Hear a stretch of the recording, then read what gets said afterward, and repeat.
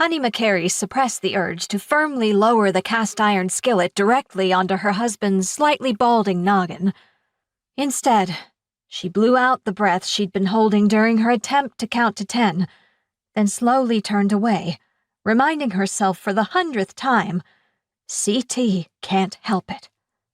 She set the heavy pan back on the stove and opened the upper cabinet, removing the overly familiar jars of peanut butter and honey. Jif Extra Crunchy and McKerry's homegrown honey, CT's favorite go-to sandwich. Well, unless he changed his mind midstream, like he'd done just now. "You're sure you don't want eggs, then?"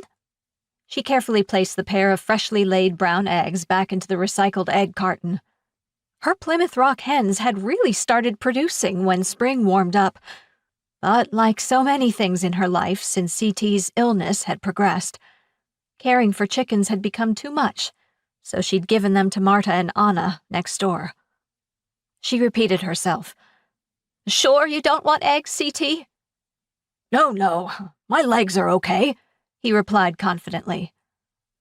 "I said eggs." She peered into his face to make sure he understood her. "Not legs." Although it wasn't a leap to speak of legs, since his bothered him some. When he ignored her, she put her last carton of homegrown eggs back in the fridge. Maybe she'd fry up a couple for herself later if she got hungry.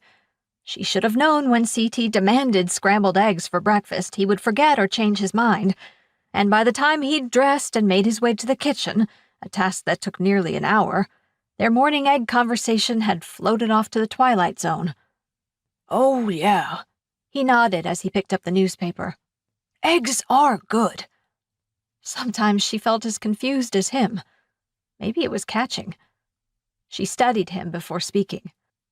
"So you don't want the peanut butter sandwich after all?" "Yeah, eggs and a sandwich, like I said."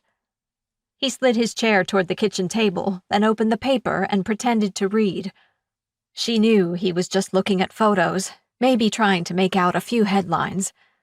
But it had been almost a year since reading for retention became too much for him. For some reason she liked that he kept up the pretense. Maybe it made them both feel better, or at least gave her a moment of peace, knowing he was occupied. She got the eggs back out. "You must be pretty hungry, CT." He patted his flat stomach. "Oh, yeah. Ravished." "Okay, then.